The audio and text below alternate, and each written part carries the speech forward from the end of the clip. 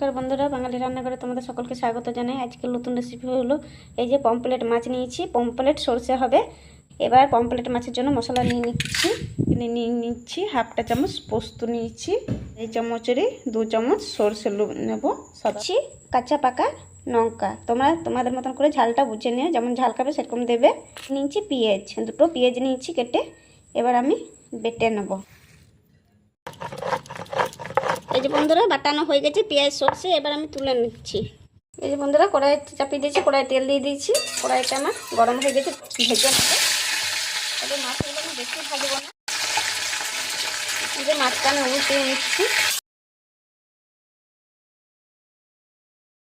মাছগুলো তুলে নিয়েছি। এবার সব মাছগুলো এইভাবে করে আমি ভেজে নেবো। মাছ ভাজার তেলে দিয়ে দিচ্ছি 5 ফোড়ন, 2 শুকনো লঙ্কা দিচ্ছি, তেজপাতা, টমেটোর আমি কেটে রেখেছি ছোট ছোট করে। এবার দিয়ে দিচ্ছি। টমেটোটা আমার খুব ভালো করে ভাজানো হয়ে গেছে। এবার আমি দিয়ে দিচ্ছি বেটে রাখা মশলা, দিয়ে দিচ্ছি হলুদ, দিচ্ছি স্বাদ মতো লবণ।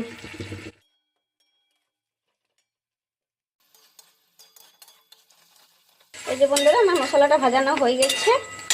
এবার আমি এক বাটি জল নিয়েছি, দিয়ে দিচ্ছি জল।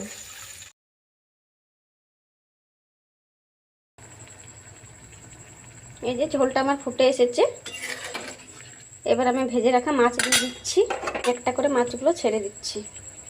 এবার আমি ঢাকা দিয়ে দিচ্ছি। এবার বন্ধুরা দেখে নেবো মাছটা হয়েছে কিনা। এই যে মাছটা হয়ে গেছে। ধনেপাতা কুচি নিয়েছি, ধনেপাতা কুচি দিয়ে দিচ্ছি। মাছটা হয়ে গেছে, আমি নামিয়ে দিচ্ছি। এই যে বন্ধুরা আমাদের হয়ে গেল সরষে পমফ্রেট। বন্ধুরা তোমাদের কেমন লেগেছে এইভাবে তোমরা বানিও, দেখো যে কতটা টেস্ট লাগবে এইভাবে রান্না করলে পদে।